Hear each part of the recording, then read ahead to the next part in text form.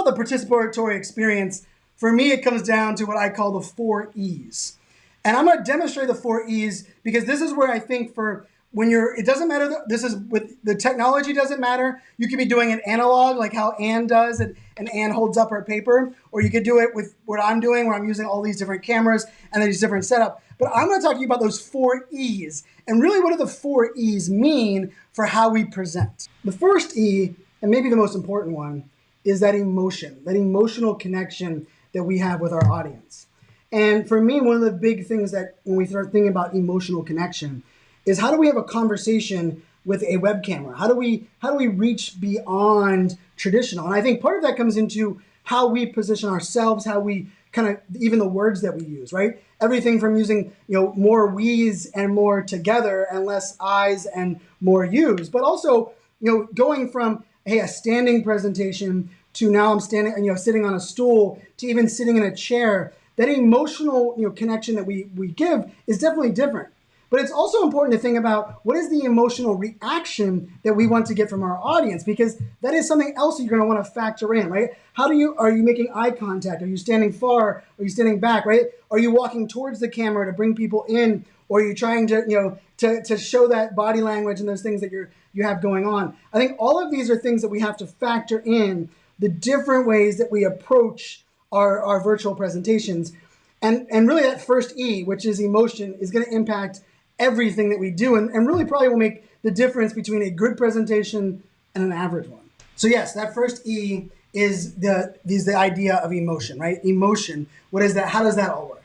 Now the second E here is empathy, and it's our ability to listen and learn. And I think part of this comes down to managing expectations. If we want our audience to engage, we have to help them understand why they're engaging, right? If we want our audience to show up to a live presentation versus watching pre-recorded, we have to let them know what is the thing that they're going to get for showing up live. Like, why should I show up versus just watch it on my own time? Which for many people that means they're going to watch it, whenever, wherever. But I think having empathy is having the ability for us to feel what our audience is feeling. Right? Being able to change up that emotional connection that we have with our audience, but also set ourselves up to success in the idea of, every presentation that I give for an event, I'm actually do a video that I send to the event company for them to send to the attendees and say, this is what you can expect for my presentation, and these are the things that are going to be included. And I even say, like, you could watch the beginning